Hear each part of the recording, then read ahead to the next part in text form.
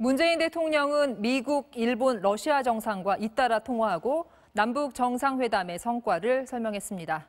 본격적인 다자 정상 외교가 시작된 건데요.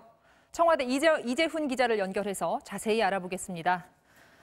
먼저 북미 정상회담이 생각보다 빨라질 것 같은데 한미 정상의 통화 내용부터 자세히 전해주시죠.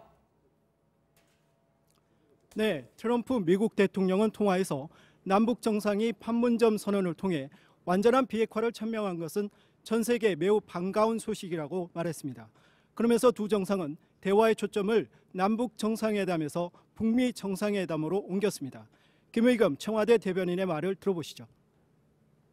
남북 정상회담 성공의 모멘텀을 유지하기 위해 북미 정상회담을 가급적 조속히 개최하는 것이 바람직하다는 데 의견의 일치를 보았습니다.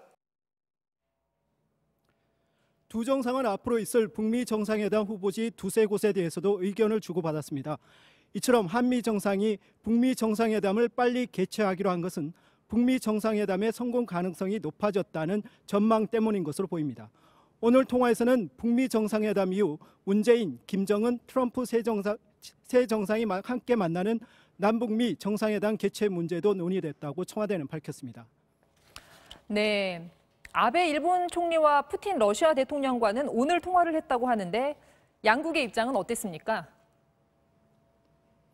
네, 오늘 오전 문 대통령과의 통화에서 아베 총리는 한반도의 완전한 비핵화를 공동 목표로 확인한 점을 높이 평가한다고 밝혔습니다.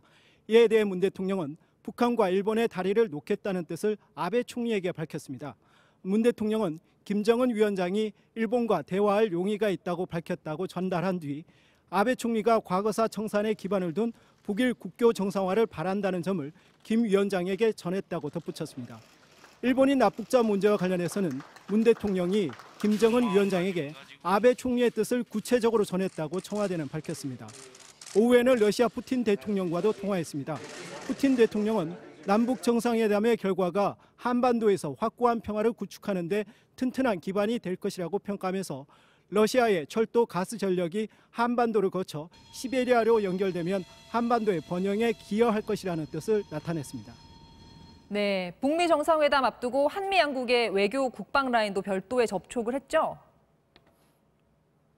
네, 강경화 외교부 장관은 미국의 마이크 폼페이오 신임 국무장관과 첫 통화를 갖고 한미 간 공조를 긴밀하게 하자는 데 의견을 같이 했습니다.